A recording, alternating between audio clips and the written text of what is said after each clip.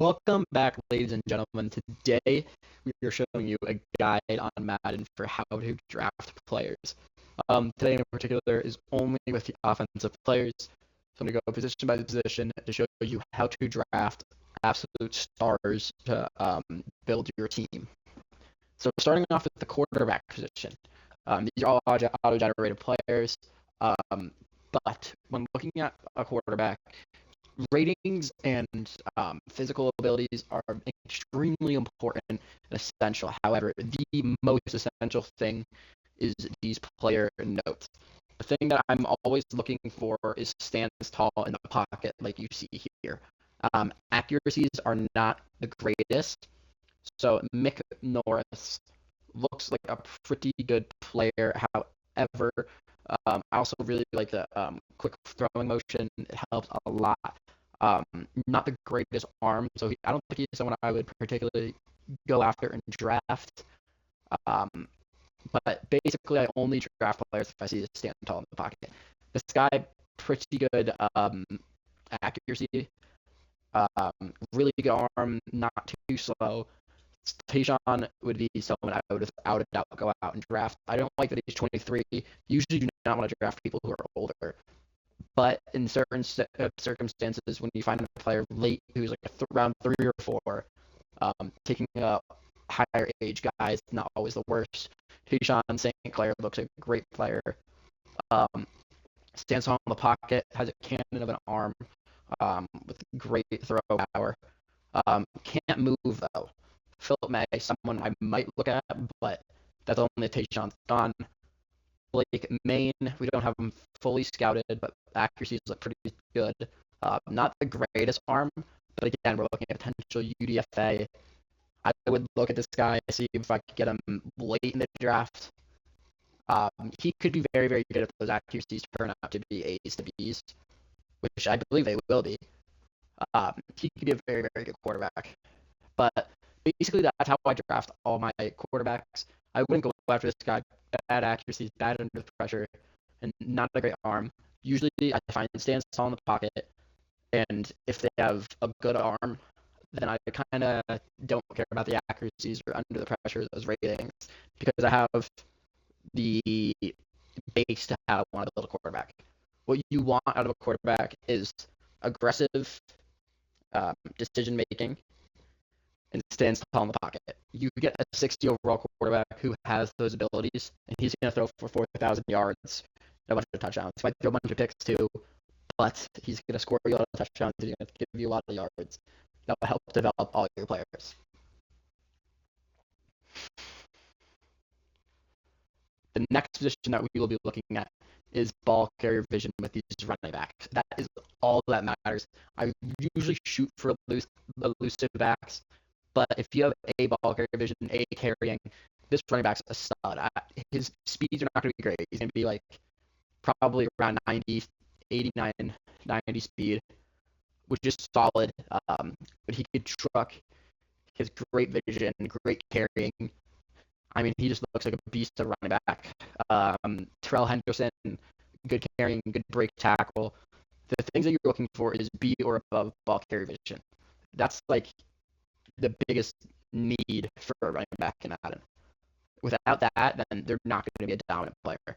But running backs focus more on speed, and strength. I would look at like this guy's really strong. Speed. Could have really good ball carrier vision, and drafting him as a 21-year-old as a potential UDFA could be a very, very good player if he pans out and has good ball carrier vision. But that's basically what I look for running backs. I see an A down here, an elusive back. I don't believe he's going to be very good, but his ball carrier vision is pretty solid. His combine's pretty horrible. So he wouldn't be someone I would draft, even though he has that ball carrier vision, because just athletically he's going to be such a liability. And running backs, you need them to be somewhat athletic. Kind of different than a quarterback. Because quarterback, you don't need speed. Running back, you need that speed. I wouldn't worry as much about being able to break tackles and trucking and like strength. That's not the biggest worries. You just really want to see that speed. You're probably not going to find anyone that's running a 4.3, 4.2, but 4.4s, low 4.4s, mid 4.4s. That's kind of what really the range you want to stay around. For a guy like George Leach, I would be okay with drafting in the 4 or 5s, especially since it's low 4 or 5s. But that's not like the ideal spot. But he's just going to be an animal. I mean, great running, great carrying. He's going to have a depth trait. You can just tell by how good of an athlete and ratings he is. So George would definitely be someone I would go on a draft. Wide receivers. Now, like, this is the toughest position I think in Madden to draft, especially finding a stud. Because right off of a combine, you don't really find anyone disgusting. The one thing I would focus on is scroll through these players. If you find anyone that's 6'6" or above, draft them immediately. They're very highly likely going to have a depth trait, and that's the biggest thing. But a 6'5" wide receiver, 230, great catch in traffic, which is something you want to see. Strong and could jump really well. I would draft Artavius. He could catch. He could has a good release, which is something you'll see out of big wide receivers very often. He's definitely not a slot wide receiver. Do not put him in the slot, which makes his development a little bit harder. Wide receivers like Jonathan Watts, I assume he's gonna be pretty dang fast. 4.35, that's pretty speedy. Probably gonna be like 93 to 95 speed. At 21 years old, with good deep route, good release. He could be a good player, especially in a slot. Slot wide receivers are how you kind of develop them. But then again, you have like Malik Easley. Not really anything attractive on that ratings that makes me interested. Not fast, not like super good athlete. Just seems like an average player. So not someone I would even look at.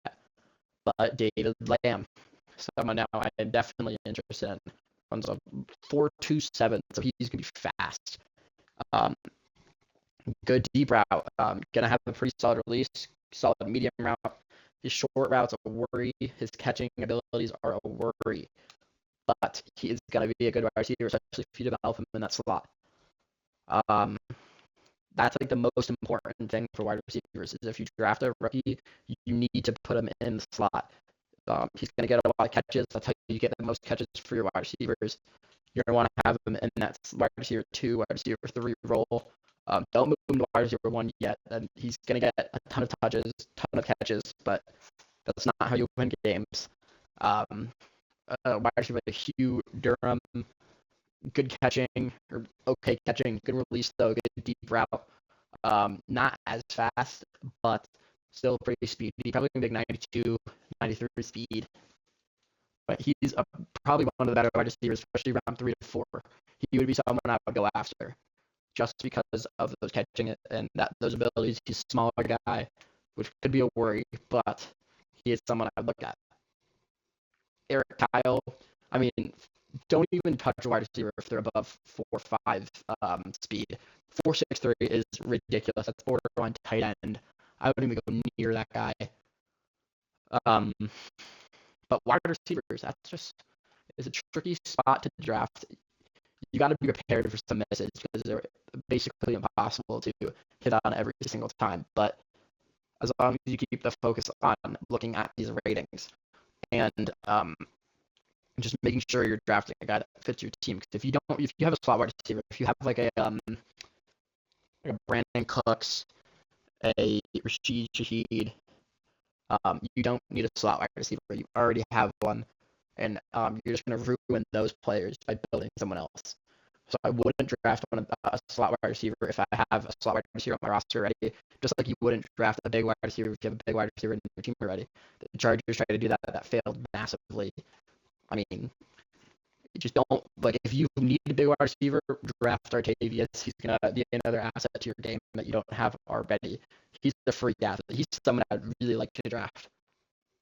But if you don't need them, do not draft them. If you need someone like David Lamb, say you already have like a Mike Williams, draft David Lamb, put him in a slot. He's going to go off. He's going to be a beast. And that's going to be a great pick. Tight ends are one of the more fun positions to draft because you constantly find depth traits. These draft classes are usually very deep, and you find specimens. A 4.55 tight end is ridiculous, especially at his size, being 6'5", 250. This guy's going to be a beast. He has good deep route running. He's definitely more of a receiving threat than I would say a real tight end. You're not going to be finding a Kittle out of him. He's going to be like a Kelsey. Um, if you really focus on just like an all-around beast, someone with good run blocking, something you want to focus on. The only issue is you're definitely be giving up that speed talent like you see here. However, he's going to be probably an extra tackle in that run game, which is never a bad thing if you're trying to be a dominant team. Find a guy like Kelvin Linton, who's definitely decent in the run game and pretty athletic. So he's someone I could develop into being a good tight end. But it's going to take time, especially with him. So with all these players, if you're trying to develop them into being something that they're not already, it's going to take time. But tight ends, focus on these ratings and focus on those speeds. If you find someone who does a really, really good combine, like a freakishly good one, that's borderline. A 4.49 is ridiculous, but you want to find someone with a freakishly good combine and just like a good athlete. Like this guy, draft him immediately. He's going to have a depth trait, and that's the biggest thing in Madden. But say none of these tight ends interest you, you don't like their speeds, you really want a receiving guy, and you're only finding 4-6 guys, go into the wide receivers, find a 6'5 guy that he's a first round pick, so I wouldn't waste first round capital on someone. But look for the draft, find someone who's tall, 6'4 Stanley Ingram, has a size 230, runs a 4.41, move him to tight end, you're getting a 90 speed tight end. You could definitely develop that. That's a lot easier development because you already have those attributes. However, finding him and making him into a blocking tight end is going to be difficult. But if that's not the most important thing for you, I would really recommend just drafting a wide receiver late, moving him to tight end. He's going to be higher overall than most of these tight ends, just not as versatile. So, yeah, that's tight ends. Offensive linemen are basically all the same with how you draft them. You can move them interchangeably between position from position. Left tackles, but like most of these positions, you just want to focus, especially or with offensive linemen, you want to focus on that strength. You find someone first. This is see that combine. He lights up the score every single position, every single column. Great or elite. He's someone. He's gonna have a depth trait. He's gonna be a stud.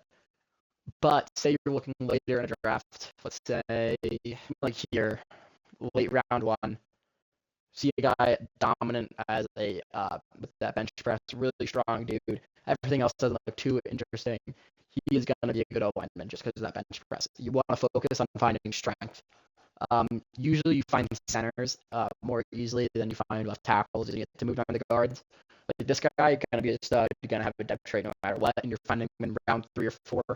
You can move him to guard. I mean, he's small, so you probably want to keep him at center. But let's see, Ben Barnes a little bit bigger. He's probably not going to have a depth trait. I wouldn't take a shot on him. Looking at right guards, gonna have a depth trait. I would draft him definitely. He's 6'5", 315-ish. Can move him to tackle almost because of his size. But yeah, I mean, I would draft him almost instantly. I wouldn't go after you, even though you have good abilities and you're a good blocker. I mean, you could definitely take a risk on him just because of his ratings are so high, but you want to find those depth traits. Don't find a depth trait there. Your focus is you need depth traits. If you're drafting offensive lineman in round 1, it's a very like I don't think it's worth it. They're so easy to find. I already found 2 guys that I love in this draft that I could find in the round 3. Early round 4, both the center and the right guard. And that was so easy for me to do. Just find offensive linemen late in the draft. Don't spend premium capital that you could be using on these skill positions. This isn't like real life. You're not going to find a beast that's going to be the best offensive lineman for years to come because they're going to start costing a lot of money. But I mean, if you really want to run around one, can't find one that fits those strength requirements. Taking a shot on someone like this type of ability is a good pass block, good run block. It's most likely still going to be good. Same with Mike Wall, most likely still going to be good. Still a good chance of having a depth trait. It's not going to be a guarantee with those guys with incredible strength, but there's still a good chance. These left tackles, I mean, Eric Otting probably going to have one. George Kemp probably going to have one. I mean, like, I would bet that he has a depth trait. Um, who else here? I mean, Phil Van Buren, like, probably. Um, Pass protectors, usually when they have that, they're not going to be a good, like, they're not going to be a very strong player. Definitely keep them at tackle if they're not very strong. But just focus on finding good strength and focus on ratings except for quarterbacks. Quarterbacks only look at those traits. I mean, ratings second, but those traits are all that matters. Just a quick overview, I guess I'll do that quick. Quarterbacks focus on traits. That's all you have to focus on, nothing else. After that, then focus on the other spots, but traits first, then everything else second. Running backs focus on this ball carrier vision, speed, ball carrier vision, break tackle, carrying. Those are the three things I always look at. Wide receivers, again, difficult. You're going to have to take a shot on some players. You're going to have to develop some players, but if you see someone with a freakish athletic ability or really, really good ratings, draft them. They're probably going to have a depth trait. If not, then most likely you're not going to find anyone unless you're really lucky late in the draft. Tight ends, very easy to draft. Just focus on high ratings and a good combine. No real traits for the rest of these players other than quarterbacks. But say tight end, you didn't want like any of the prospects. You want a receiving threat. Go wide receiver, find a bigger guy, move him to tight end. Offensive line, now only focus on strength. If you can't find anyone with good strength, you can look at ratings, but they have to be A's to B's. I wouldn't draft anyone lower than that. Only focus on those A's to B in ratings, and you're going to be good to go. But thank you all for watching this video. I might have been a little bit longer, but this should help you out with drafting your team.